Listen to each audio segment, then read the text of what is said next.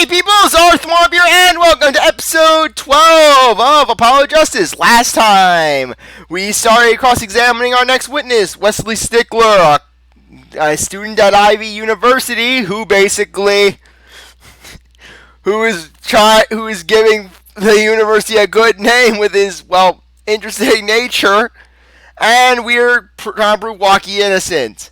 Now, let's go. I saw one of those in the late night movie last night. Right, a sleep-deprived judge. This night was found at the scene of the crime, with the defendant's prints on it. His prints? This single piece of evidence proves two important things. One, that what the defendant threw down was a pistol. Two, that the defendant wasn't wearing gloves. Indeed. Oh, her forehead. You're forgetting two other things you've just proven. Huh? One, that the man the witness saw was the defendant, Mr. Wakikataki. Two, that the defendant was holding a knife with the intent of harming the victim. Oh! Indeed. Grr! Never underestimate Gavin is the lesson here! Yeah, basically that's probably just I wouldn't be surprised if Christoph had that sewn onto a pillow at his law firm. The score is of the opinion that our witness is fond to make assumptions. In that light, I believe it would behoove us to hear about what really occurred. With less assuming, please.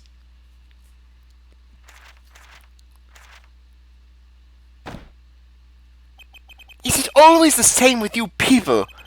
Mark left at the house at foot, and 5 minutes later, his brother left after him. How long will it take for Mark's brother to catch up with him? Assuming that Mark never had to stop for a traffic light. Assuming. Yes, that's what I said. Assuming. As if that were a probable situation at all. Yet here you are assuming that my assumption is no better. What this court assumes is that the witness will testify as to what happened after the shot was fired. And that the witness will not say anything that will make me want to hit him on the head with my gavel. Freaking good thing Justine isn't handling this trial. Justine, she would not put up with any of Wesley's crap. Justine, she would tear him a new one. Justine would destroy Wesley.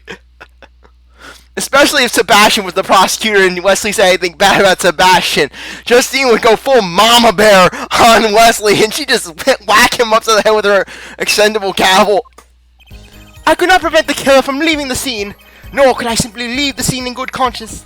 Ergo, I used my cell phone to call the police. Until the police arrived at the scene 10 minutes later, I saw no one else. Why did you chase the killer? He was, as you say, a killer. Of course, I could have run him down. Yet what would he have done when cornered? Sadly, it takes more than an aptitude for solving quadratic equations to know that. Did the testimony earlier not prove the defendant's presence at the scene? And do we also not know that there was no one else there? It seems clear that we have our killer. Does it not? Does it not, Mr. Justice? I'd better find a way to take this testimony down quickly.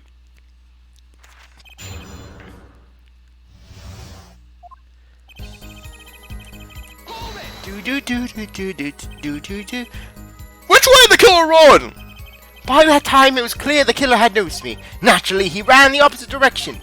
That would mean he ran the opposite direction from the Kataki mansion. Ach-chung! Don't even think about pointing out that he was going away from his home. All he had to do was loop back around once he was at the site. Ugh! How did he know that's where I was going? You're predictable, her forehead.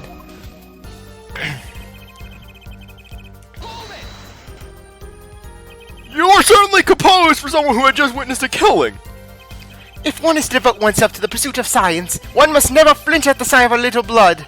Nor be so moved by a chemical discovery that one drops one's flask upon the lab room floor like I did last week. And CzarThwomp has to cough because he is so overwhelmed by me.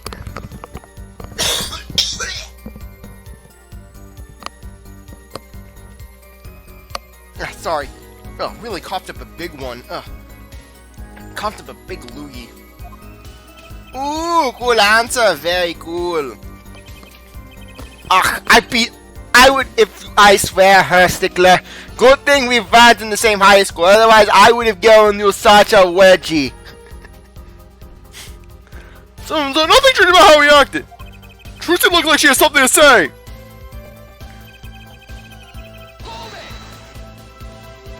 Wasn't your first thought to call an ambulance? It can be said that I have dabbled in medicine. The injury I witnessed, namely a single shot to the head, tends to result in death. Ergo, there was no need for me to call an ambulance. Oh, a perfect syllogism, a proof in 3 parts, exquisite, simply exquisite! He actually looks like he's going to cry. Yeah, this is just one of those pressing ones.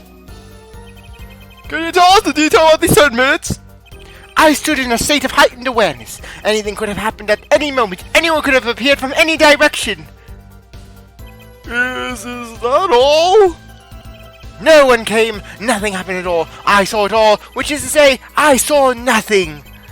It was late at night. It's not odd to think there would be few people around the park. So we just stood there? Watching? Not much to go on there.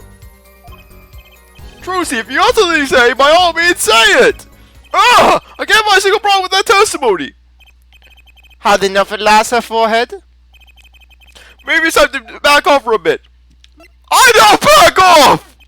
The defense asks some questions that demand answers, Your Honor. Your opinion, Prosecutor Gavin? Let him play it only until he's satisfied, they say. I will amuse myself by composing my next smash hit in my head. Pathetic little defense attorney, why do you cry? Could it be because you saw my perfect case? But you really should check your base, because I will throw my victory in your face, cause I am the prosecutor god. Very well, you may continue the cross-examination. Okay, yeah, we had to say yes, so freaking.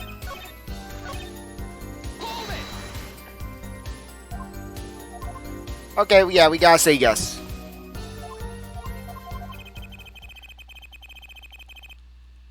There's something to run after. Some of us have glamorous careers we'd like to get back to. This man there, forehead. They don't have enough to put Walkie away yet. Should I back off for now? Yes. There's nothing fishy on that testimony at all. It appears there are no objections to this witness's current testimony. There are any number of ways to explain the lack of prints on the pistol, I assure you. Perhaps the killer really was wearing gloves which wiped off the previous user's prints off. Then, after the deed was done, this fell out of his pocket as he was throwing the gun away. A mistake befitting of a small-time punk, in my opinion. No! No! It seems we've come to the end of the line here. No! This can't be at all! How unfortunate. It seems that you weren't cut out to stand on the same stage as me. Were you, her forehead? And then I could just imagine if Clavier won this trial, him going to prison, visiting Kristoff in the detention center. And then Kristoff, Clavier, what do you want? Don't you have anything better to do than visit me all the time? Granted, I know that you need my wisdom and advice to get through life and put on your shoes and to speak coherently for once. But frankly, I'm surprised that you're visiting so much. I have a good reason, bro. Guess what I defeated in court today? You asshole. I believe this brings the cross-examination to a close. This court will now declare a verdict for the defendant, Walkie Kitaki. Hold it.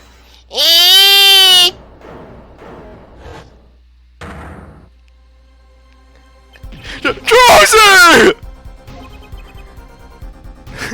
Nobody move! What's the meaning of this? Who are you? There'll be no verdict in this court, not yet. Wait, are you? What are the Kitakis? The Kitakis? You mean the notorious gangsters? If you don't want to see me give the pretty little girl a new smile, do as I say. Adjourn the court for 20 minutes. What? This court will not bow to the pressure from the likes of you. Judge. I see little point in further aggravating this gentleman. Recess, 20 minutes, or I promise you, will regret it. Yeah, I know the whole purpose of the voice. I was just trying to basically determine what voice you...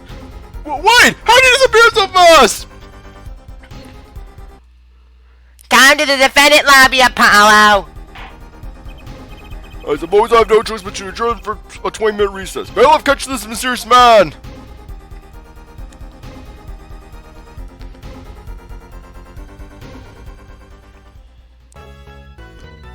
No save, no save.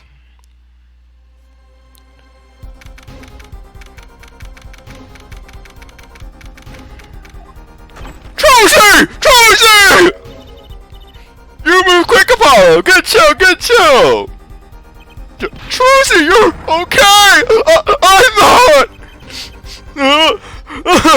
thought I'd be out another job! Who would pay me? Don't cry, Apollo. You still wouldn't get paid. Those good-for-nothing gangsters!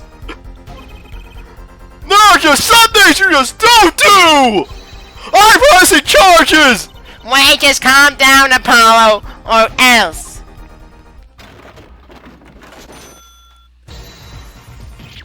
Ah! What the heck is that? Burn it with fire! And then Apollo takes out care of his hairspray, and then he'll match a lighter, and then just burns his hat. Surprise! This is one of my best tricks, the amazing Mr. Hat. You look marvelous, darling. He's a big hit on stage at the Wonder Bar. Yes, I am a big hit. Well, what do you think? Do you like it? You! Trucy! There are just some things you don't do! What's it with you and your father trying to psychologically torture me? What did I do to your family, Trucy? I'm pressing charges! I am suing you, Trucy! I'm suing you! I'm suing Mr. Right! Yes, I could just imagine just Apollo trying to sue Phoenix. Of course Apollo would lose because this is Phoenix we're talking about. Phoenix would just kick his ass. Apollo, now's not the time to be threatening me. You're a boss, the person who controls your paycheck. I don't get paid with you! I'm getting paid with a bowl of noodles! That could kill a man! Exactly, Polly. This is why you're not getting paid. It's you who's being threatened here. Huh? Remember what you said to Waki's father yesterday? You promised you'd save his son. But that testimony was rock solid! What are you suggesting I do? Polly, do our family policy. Forge it. Fake it till you make it. I'll start with the evidence forging, Polly. I'll call up Daddy. He knows what to do. He forged that playing card, Polly. He can do something good. He can do something with the gun. Look, once the judge declares his verdict, it's all over. If I can use my talent to stop that from happening, I will. Trucy, no more stage abductions, please! I'm not talking about magic, Polly. I know when the witness isn't confident, I can perceive what he's feeling. It might not mean anything, but it's all we've got. You can see what he's feeling? We're one game too early for that, Trucy! Think back, Polly. Think back to the times when there was a contradiction in his testimony. All the times. All the times there was a contradiction. Actually, I don't remember them exactly. Good thing I do. There were 2 times when he made statements that he wasn't confident in. And each time, there was a contradiction. Yes, in his hand he held, yes, a pistol. It was pointed at the man pulling the stand. Yeah, basically, the contradiction is that he basically fiddles with his one page. With his fingers. Look at the lower right-hand corner. Tossing the pistol aside, he fled from the scene. He said the man tossed aside a pistol, but it turned out he wasn't sure, and sure enough, there was a contradiction. Well, that's true, but how does that help us? Didn't you notice anything? Whenever he made a statement he wasn't confident in, he displayed a certain habit. In his hand he held, yes, a pistol. It was pointed at the man pulling the stand. Did you see it? The very moment he said the word pistol, his fingers got all tense and he fell with the corner of a page in his book. How am I supposed to use that? See that? Well, I can see it. How else do you think Daddy went 7 years without losing a game of poker? He cheated, Polly! He cheated! What? Yeah, Phoenix with his daughter. I always sat next to Daddy during big matches. I could see what his opponents were feeling.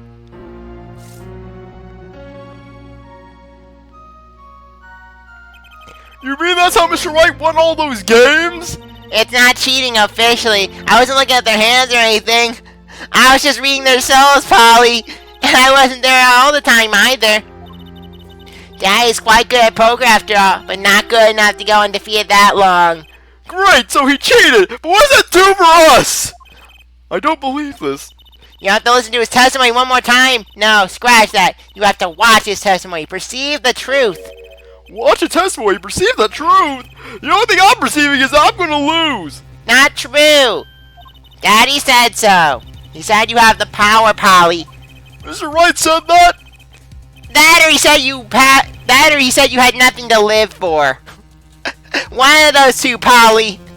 What? Watch the testimony, perceive his true feelings. Is she serious? Time's up. Sorry, I can't think of any other way to add this one, Polly. What was that she said before the trial started? Mr. Wright's not here today. He said his old foot injury was acting up. Yes, he smiled when he said we'd be fine, as long as you're here, Trucy. Is this what he meant by us being fine? Well, methods aside, she did avoid one guilty verdict already today. Time to show this court what I'm made of. Get ready for justice. Let's do it. Polly! You know, I'm starting to think I could do this. I knew you could do it all along. Oh, one more thing. Try to cover for Mr. Hat as best as you can.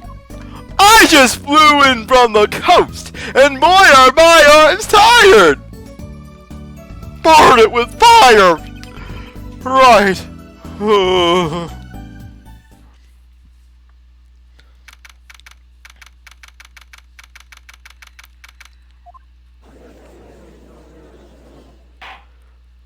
Court is now back in session. Right, we're fine! Ahem. I'd like to say that the young lady standing next to you, Mr. Justice. Ah, you mean me? Don't you have anything to report? Anything concerning the mysterious phantom in the silk top hat? Alright, don't worry about him. I settled that. You settled that? Yes, it was an out-of-court settlement, right? Perhaps Fräulein would have us believe it was nothing more than a passing dream. A fantastic illusion. Now you'll see it, now you don't. Am I right? I think he's on to me. Frankly, I wouldn't be surprised if Clavier knew about Mr. Hat from so many rants from Kristoff. Basically, because Kristoff, he probably had to go to countless number of Trucy's magic shows over the years to keep up his friendship with Phoenix. And then he just always complained about Mr. Hat being his least favorite part. Oh, Clavier, don't get me started on that Mr. Hat! I had to see Mr. Hat again! And I had to see him, and he was saying all these horrible jokes! So many tree jokes! He made... I didn't want to oak about it! Yes, he used one with oak! Ugh! I'm sad! I didn't do a Mr. Hat joke! From South Park! I wish you would have stopped being so cool! Let's dispense with these niceties and get straight to the matter. What are your plans for our gifted witness? Right! The defense would like to request another cross-examination, because I forgot to ask something. There was no issue with the witness's perceived previous testimony. I will grant your request, however, but this court will not permit stalling for time. Understood, Your Honor! Don't forget, Polly. When he isn't sure about something, he has a habit of failing with his book.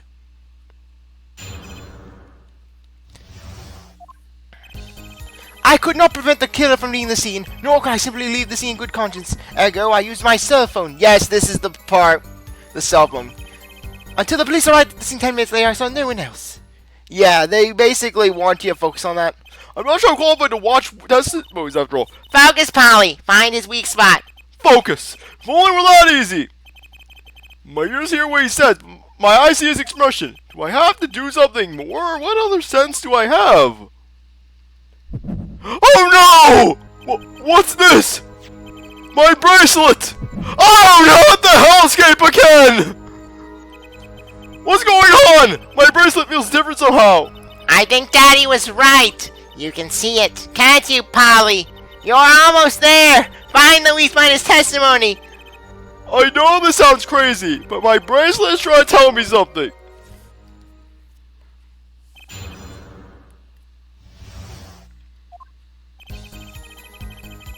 Basically, go to the cell phone. So you called immediately after witnessing the murder. The police undoubtedly have a record of the call. Why not check with them? Wait, Polly. This has to be it. Wait, you mean his habit? Don't forget, Polly. When he isn't sure about something, he has a habit of fiddling with his book.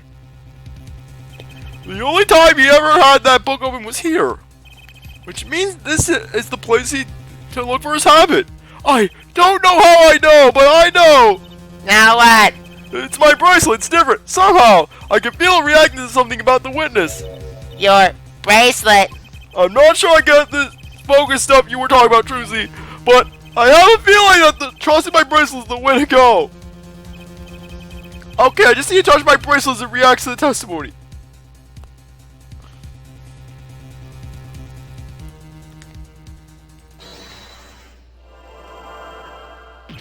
What's going on? No! I'm back in the hellscape!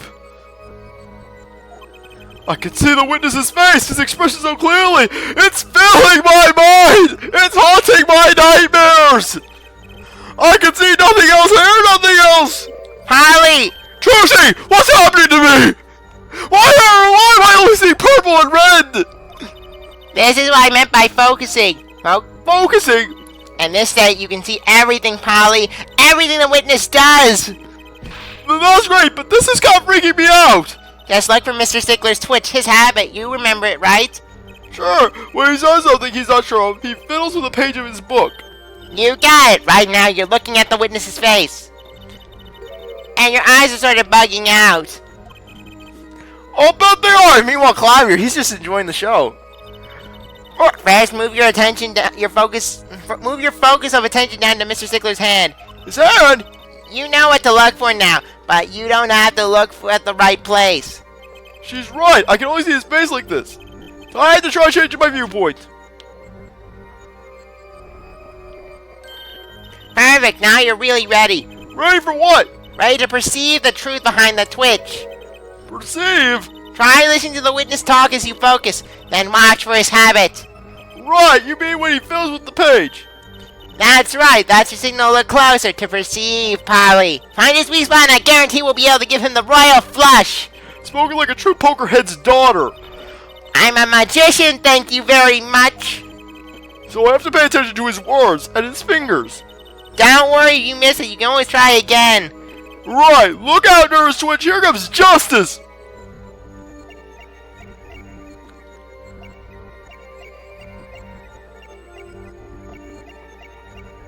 Yeah.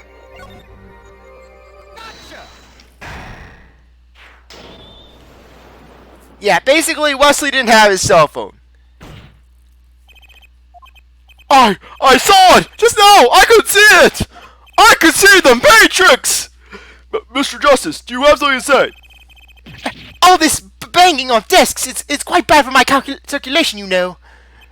Mr. Stickler, allow me to ask you a simple question. Why did you fiddle with the page of your book just now? The very moment you mentioned your cell phone. What are you talking about? I'm curious out now about this cell phone of yours. Mind do I ask a few questions? What do I ask? What do I ask?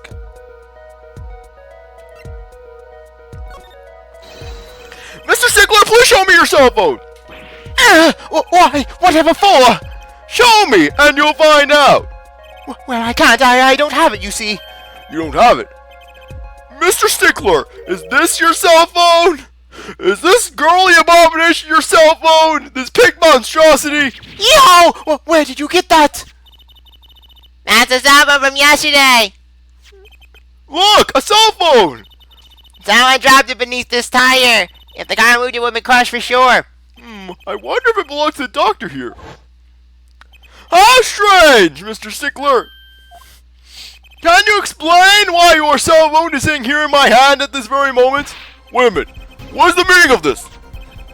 This cell phone was found yesterday in the Meraktis Clinic garage. The Meraktis? Why, that's where the victim lived.